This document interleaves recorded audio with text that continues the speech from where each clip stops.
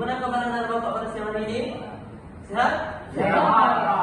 Sehat, Pak. Kita cek dulu semangatnya. Apakah masih semangat kita belajar fikih mengenai materi tauhid? Tadi memang semangat. Nanti kalau kata bapak pembelajaran fikih Allahu Akbar. Tidak lagi. Pembelajaran fikih semangat Allahu Akbar. Semangat ketiga kali, Akbarnya satu kali. Satu lagi kita tes ya.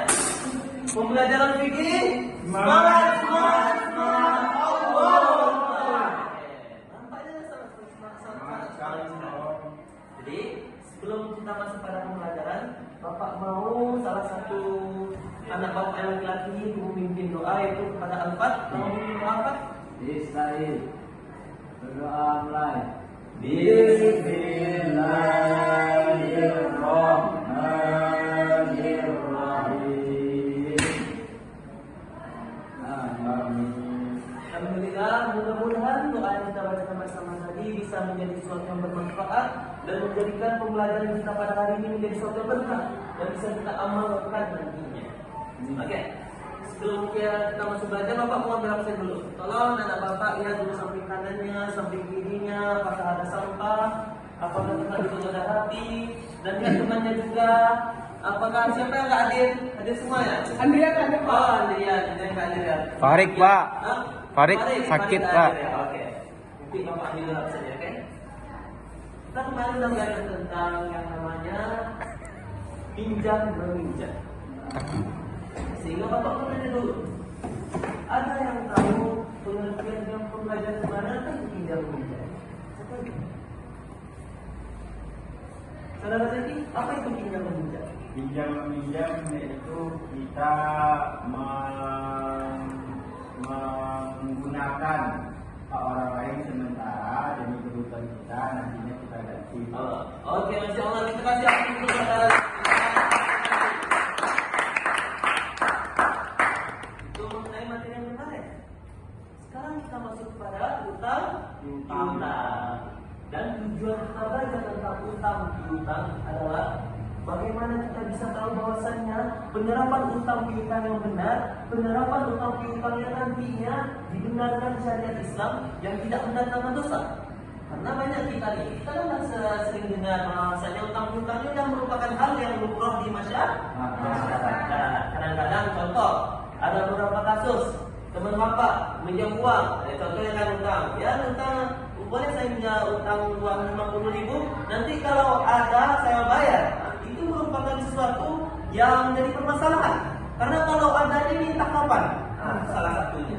Oleh karena itu kita sekarang belajar tentang utang piutang, kita untuk mengetahui bagaimana bentuk utang piutang yang diperbolehkan di dalam Islam dan bahkan bisa mendatangkan manfaat bagi kita dapat kita baru mendatangkan pahala. Itu yang belajar. Kita masuk dulu ke pengertian. Nah, Bapak minta salah satu anak Bapak. Coba anak Bapak Cipa, bagaimana pengertiannya? Pengertian Secara etimologis. secara etimologis, pengertian datang adalah sering digunakan dalam literatur Islam sebagai padanan utang. Dain.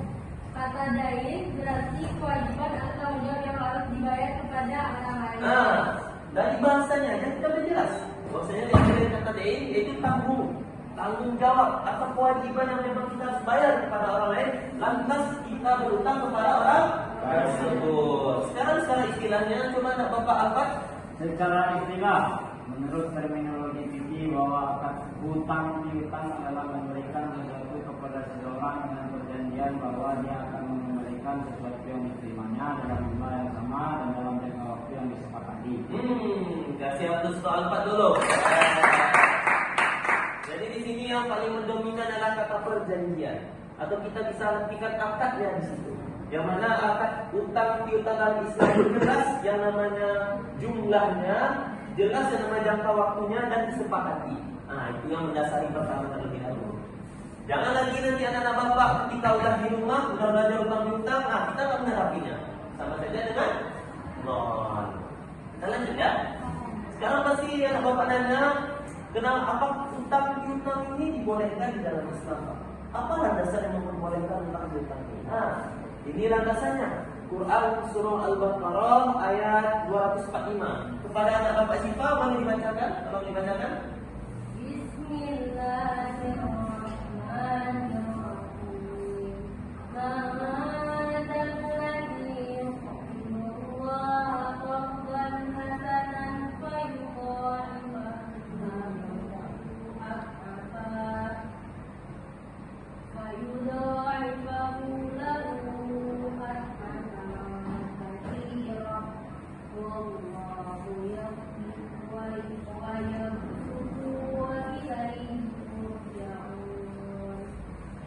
Masya Allah sekali. Bacanya sangat indah. Kalau artinya bacakan anak bapak lagi. Dengan menyebut nama Allah yang Maha Pengasih, Maha Penyayang, siapakah yang mau memberi pinjaman yang baik kepada Allah, Dia akan melipat gandakan pembayaran atas pinjaman itu baginya berkali-kali lipat. Allah menyempitkan dan melapangkan rezeki, kepadanya lah kamu kembalikan. Oh, Masya Allah sekali. Dari sini jelas bahwasannya dalil tentang hutang piutang yaitu diambil dari Quran surah Al-Baqarah ayat 245, yaitu ada di kalimat qarqoi, yaitu pinjaman.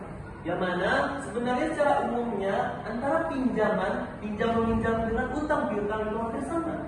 Namun pinjam meminjam ini adalah lebih fokus kepada barang yang mana kita memanfaatkan jasanya atau manfaat dari barang tersebut. Sedangkan kalau utang piutang ini lebih fokus kepada uang atau materi yang bisa dinilai harganya. Oleh karena itu di sini nanti ada pinjaman. Nah, di sini pun Allah memberi kata Allah, siapakah mau memberikan pinjaman yang baik kepada Allah? Pinjaman yang baik kepada Allah ini bukan kita yang memberikan utang kepada Allah, tapi maksudnya di sini adalah kita membantu atau pinjam berupa utang tadi kepada saudara-saudara kita. Yang mana kalau kita lihatkan karena Allah pasti akan melipat gandakannya. Jadi secara kontekstual Allah sudah menjelaskan bahwasanya berikanlah bantuan kepada saudaramu dengan bentuk utang atau pinjaman. Nanti akan diberi lipat ganda atas pembayaran yang lebih banyak. Tapi harus dilandaskan kepada ikhlas. Oke. Sekarang bapak mau nanya. Sampai sini ada anak bapak yang mau nanya? Enggak. Hah? Udah paham, Pak. Udah paham. Jadi sekarang kita pasti tadi ada terima pinjaman. Pasti ada bapak nanya juga. Jadi suatu yang belum jelas antara pinjaman dan utang ini gimana bedanya? Ya kan? Bukan begitu anak bapak lagi? Ya, Pak. Iya sekali. Pertama, pinjaman dan utang ini jelas kalau memang kita lihat secara umumnya itu tidak ada perbedaan. Namun kalau kita lebih dalam lagi, lebih khusus lagi, tidak akan memiliki perbedaan yang sangat signifikan. Pinjaman pertama dari pokoknya dari barangnya saja objeknya saja jelas. Pinjaman berupa barang, utang berupa uang. Dan kita secara tujuannya pinjaman contohnya. Bapak pinjam ini kepada anak bapak Zaki. Bapak pinjam barang misalnya. Barang ini tidak menjadi milik bapak, tapi tetap menjadi milik anak bapak Zaki. Namun bapak bisa memanfaatkannya selama rentang waktunya bapak kembalikan. Berbeda dengan uang. Anggap ini uangnya. Bapak pinjam uang 100.000 kepada anak bapak Zaki. Uang yang bapak pinjam tidak ada di milik bapak. Bapak bebas nanti mau beli ke mana? Bisa bapak beli ke motor, ke mobil, atau ke gelombang, serah bapak. Tapi dengan syarat uang ini ketika datang waktunya yang disepakati uangnya harus dikembalikan dengan jumlah yang sama. Berarti sama, Pak. Gimana samanya?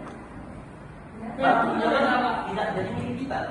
Oh, kalau barang udah jadi milik, tapi kalau Pinjaman uang jadi milik. ya jadi milik kita. Kalau uang jadi milik. Ada bapak tadi mana ini? Pak, misalnya kalau kita ada orang minjem uang sama kita, Pak.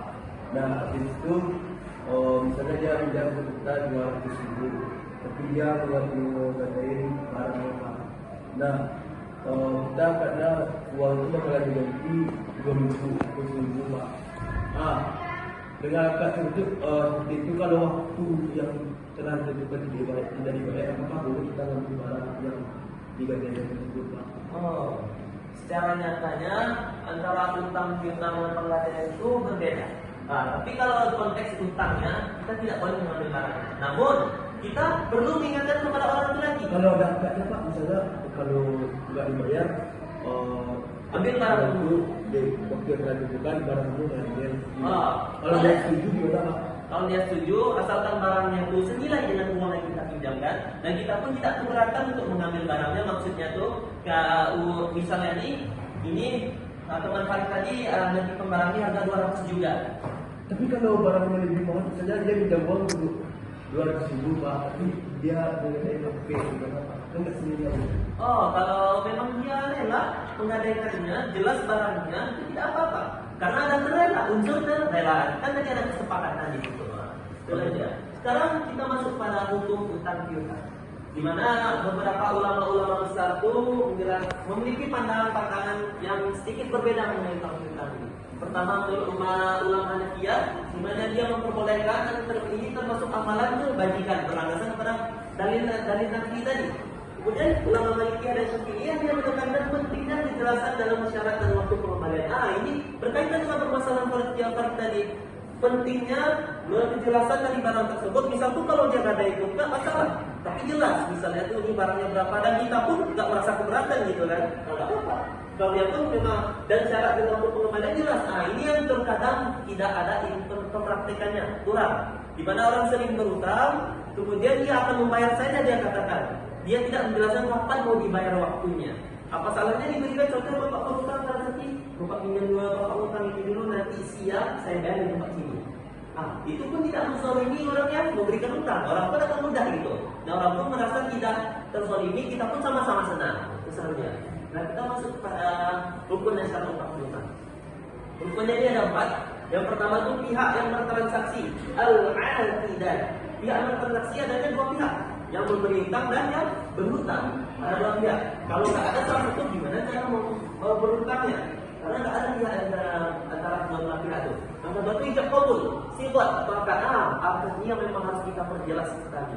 Yang mana tadi beberapa ulama itu memang menekankan pentingnya kesepakatan, pentingnya kejelasan terhadap hutang tersebut. Dan yang ketiga, objek transaksinya itu berupa uang ataupun emas ataupun yang bisa bernilai transaksi, satu tujuan dan niat yang sah mengenai hutang tersebut. Nah, ada utang piutang. Ini ada yang pertama yang perlu kita tekankan agar tidak ada yang merasa terzalimi dan sama-sama senang. Tidak adanya pihak yang diuntungkan atau yang dirugikan. Oke, berarti sudah ada apa Farid? Kalau yang kan kita ngutangin orang Pak, itu bunga itu tidak boleh kan Pak? Karena orang kita ngutangin orang 100, nanti kita dia bayar 50, itu kan nggak boleh Pak, nggak ada bunga. Tapi kalau orang itu yang ngasih gimana? Oh, itu sangat boleh sekali. Karena itu bentuk bentuk terima kasih penghargaan kepada kita. Karena ya ketika orang berutang itu pasti dia dalam keadaan yang sulit gitu kan. Terima kasih karena sudah berupaya memberikan kita kemudahan menyelesaikan kesulitan kita. Itu sangat boleh sekali. Tapi boleh Pak? Ya, boleh. Dan niatkan karena Allah, ya tentunya kalau kita memberi hutang, niatkanlah karena Allah. Karena Allah berdasarkan pada Nabi, Allah pasti akan membalas kita dengan berkali-kali lipat kalau kita niat ikhlas karena Allah. Dan selanjutnya menulis perjanjian syariat. Sebenarnya ada utang piutang ini memang harus tertulis agar tidak ada lupa, agar perjanjian yang tadinya itu bisa kita lihatkan kepada dia dan dia pun tidak bisa mengelak dari utang piutangnya. Itu yang sering terjadi pada zaman sekarang. Itu berhutang kepada orang yang berpenghasilan halal. Ini harus jelas orangnya. Nah, ini hikmahnya. Hikmah dan manfaatnya. Yang pertama tuh, ketika kita menerapkan utang piutang dengan syariat Islam, dengan rukun-rukun Islam, dengan syarat-syarat dan adat-adat yang tadi, pasti kita akan menjadi hamba yang dicintai oleh Allah. Kemudian pasti kita tahu Allah dan cinta kepada kita, pasti kita akan bahagia di dunia dan di akhirat. Dan menjadi contoh yang baik. Contohnya saja ada beberapa sahabat yang mereka memiliki kekayaan dan mereka itu sangat dermawan. Itu menjadi contoh teladan yang baik. Dan kita mungkin akan menjadi salah satu orang yang dicontoh dengan baik jika menerapkan utang piutang itu dengan baik dan contoh yang baik. Selanjutnya masuk kita membayar kita nanti. Ini kesimpulan. Sebelum Bapak berikan kesimpulan, Bapak mau minta salah satu dari Bapak untuk berikan kesimpulan, boleh? Ada yang mau katakan? Pak, Oke. Kita ada Bapak Farid.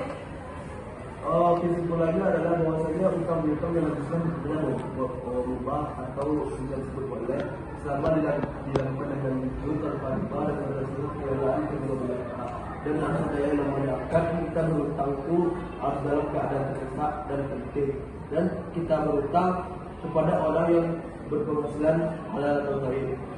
Dan juga dianjurkan untuk melakukan pencatatan untuk menghindari perselisihan, karena jelas ya kita sama-sama tahu terhadap apa yang kita utangkan dan orang yang berutang untuk berapa mengenai. Dan utang adalah amanah yang harus dipenuhi, dan pelanggarannya bisa menjadi dosa besar di sisi Allah Subhanahu wa Ta'ala. Kita baca surah. Betul sekali kata anak Bapak Farid tadi, yang menentang ini merupakan satu yang diperbolehkan, bahkan diajarkan jika kita terdesak. Namun, kapan diperbolehkan? Ketika dilakukan dengan tuntunan Islam tadi, adab-adabnya, rukun-rukunnya, dan lain-lain. Mungkin barangkali itu pembelajaran yang dapat Bapak sampaikan pada hari ini, yang mana sebagai tugas Bapak minta nanti dua kelompok, ini kelompok pertama, ini kelompok kedua. Kelompok pertama mengamati bagaimana bentuk di masyarakat kita, bagaimana bentuk utang piutang yang salah, dan kelompok yang kedua mengamati bagaimana bentuk utang piutang yang benar. Nanti bisa dideskripsikan dalam bentuk teks. Nah, besok dibacakan. Oke, mungkin yang kalau Bapak sampaikan, kita tutup dengan doa kafaratul majelis.